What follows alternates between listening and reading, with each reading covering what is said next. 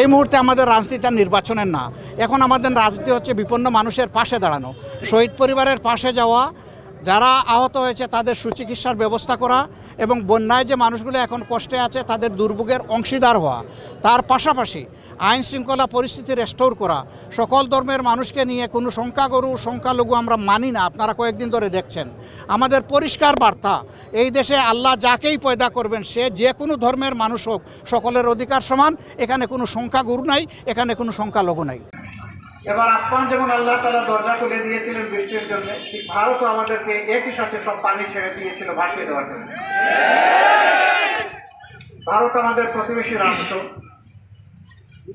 আমরা 53 বছর ধরে শুনে আসতেছি ভারত আমাদের ঘনিষ্ঠতম বন্ধু, কিন্তু এবার তারা পানিটা ছাড়লো, আমাদেরকে একটু বললো না যে আমরা বাধ্য হয়ে পানি ছাড়ছি, আপনারা একটু সতর্কতা অবলম্বন করুন। এটা কিন্তু শিষ্টাচার, প্রতিবেশীর শিষ্টাচার, এবং এটা জেনেভা কনভেনশনের একটা অংশ।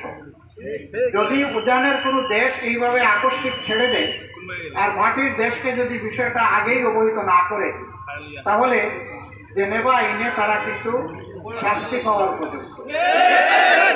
আমরা তাদের শাস্তি চাচ্ছি না, আমরা সব প্রতিবেশী হিসাবে শান্তিপূর্ণভাবে দুইটা প্রতিবেশী দেশ আমরা একসাথে বসবাস করতে চাই। আশা করি ভবিষ্যতে এই বিষয়গুলো তারা খেয়াল রাখবে। আজ থেকে মাত্র কয়েকদিন আগে, অর্থাৎ এই মাসের 5 তারিখ, বাংলাদেশে একটা বিশাল পরিবর্তন এসেছে। 17.5 বছর জাতির ঘাড়ে দুর্বহ পাথরের বোঝা চাপিয়ে রাখা হয়েছিল। প্রথম 2 বছর আন্দোলনের, আওয়ামী লীগের আন্দোলনের ফসল মঈন ফখরুদ্দিনের সরকার, আর পরবর্তী 15.5 বছর সরাসরি তারা নিজে। এই 15.5 বছরে এই জাতির কোমর ভেঙে দেওয়া হয়েছে। 2009 সালের 10 জানুয়ারি আওয়ামী লীগ ক্ষমতায় আসার পরে প্রথম আঘাতটা পড়েছে দেশপ্রেমিক সেনাবাহিনীর উপর।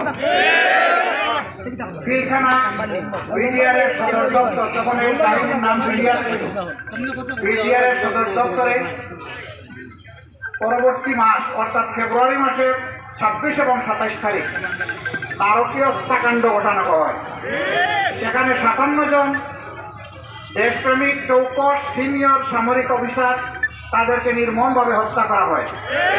তাদের পরিবারের সদস্যদের জীবন হরণ করা হয়, মা বোনদের ইজ্জত লুণ্ঠন করা হয়। তারপরে সেই মা বোনদেরকে আবার হত্যা করে ড্রেনের মধ্যে ভাসিয়ে দেওয়া হয়। মর্মান্তিক এই দৃশ্যর কষ্ট এখনো গোটা জাতি বয়ে বেড়াচ্ছে, বিশেষ করে বাংলাদেশের সেনাবাহিনী।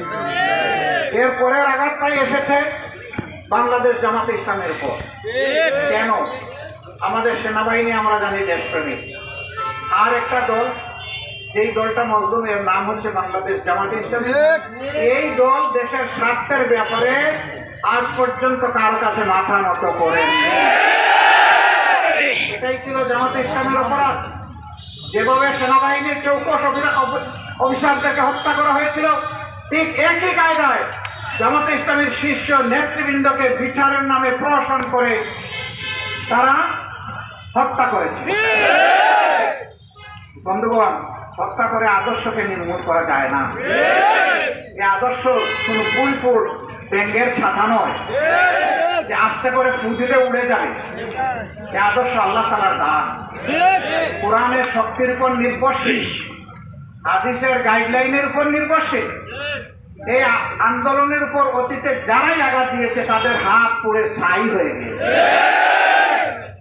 আমাদের কিছু কষ্ট হয়েছে, আমরা আমাদের নেতৃবৃন্দকে হারিয়েছি। আল্লাহ তাআলার দরবারে দোয়া করি, জালিমরা যে সমস্ত নেতৃবৃন্দকে, কর্মী বাহিনীকে হত্যা করেছে, আল্লাহ তাদের সকলকে শহীদ হিসাবে কবুল করুন। আমাদের হাজার হাজার সহকর্মীকে পঙ্গু করা হয়েছে। দুই একজনের জীবন্ত দেহ থেকে চাকু দিয়ে চোখ খুলে ফেলা হয়েছে। থানায় সুস্থ মানুষ ধরে নিয়ে মেঝে শুয়ে তাদের পায়ে গুলি করে পা বিচ্ছিন্ন করে ফেলা হয়েছে। আমরা এই কষ্টগুলো বয়ে বেড়াচ্ছি। শুধু কি তাই? হাজার হাজার মামলা, লাখ লাখ কর্মীদেরকে জেলে নেওয়া না, এখানেও থেমে যায়নি। আমাদের দোকানপাটে লুণ্ঠন চালানো হয়েছে, চাকরি থেকে আমাদের লোকদেরকে বরখাস্ত করা হয়েছে, আমাদের ঘর বাড়ি যুদ্ধের সময় কোনো দেশে এটা হয় না, গোল রোজা চালিয়ে আমাদের নেতৃবৃন্দের ঘর বাড়িকে ধ্বংস করা হয়েছে। এত এত কষ্ট আমরা বয়ে বেড়াচ্ছি। বাংলাদেশে এরকম মজলুম আরেকটি সংগঠন নেই,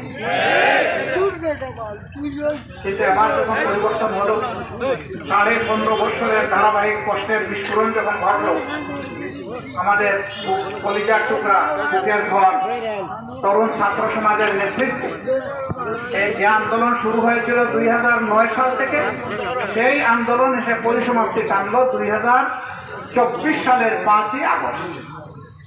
এখন লোকেরা বলছে এটা 24 সালের 5 আগস্ট নয়, এটি 24 সালের 36 জুলাই। সম্মানিত বন্ধুগণ, একটা সরকার আমাদের দেশে ছিল, তারা আমাদেরকে সিঙ্গাপুর উপহার দিয়েছে। এই আমাদের রাজনগরের সিঙ্গাপুর এখন বাসতেছে।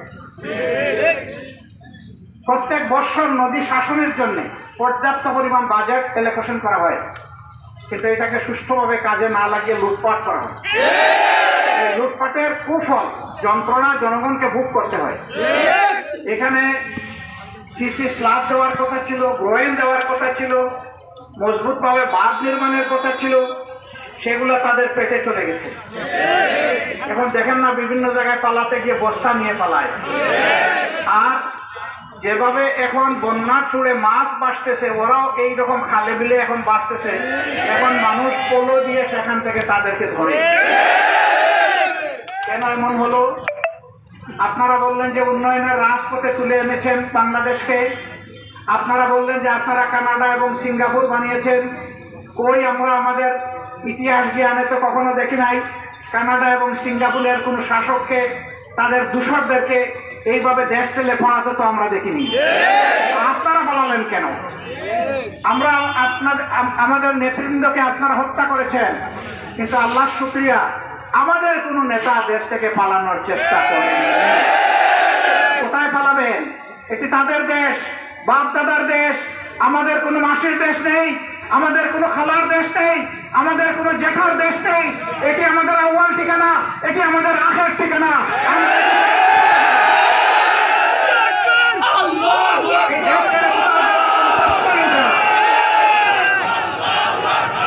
আপনারা জানেন, বাংলাদেশের অর্থনীতির মূল ধরানোর জন্য আল্লাহ তাআলা বাংলাদেশকে একজন মানুষ উপহার দিয়েছিলেন, যার নাম কাসিম আলী। সেই সময় তিনি আমেরিকায় ছিলেন। তার অনেক বন্ধু বান্ধব তাকে পরামর্শ দিয়েছে আপনি দেশে আসবেন না। তিনি জিজ্ঞেস করেছেন কেন আমি আসবো না?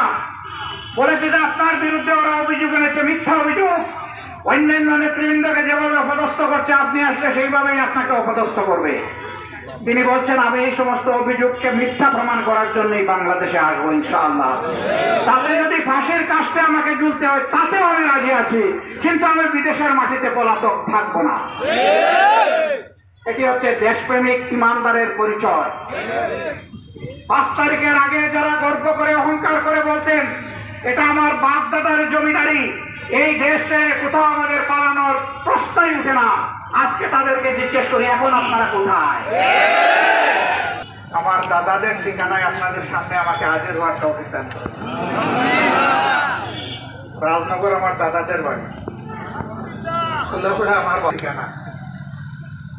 আলহামদুলিল্লাহ, সুনামগঞ্জে কয়েকদিন সরকারি চাকরি করেছে, শুধু অভিবাসটা বাকি, পুরো বিভাগটা আপনারা সবাই কেমন আছেন? আমি দুঃখিত,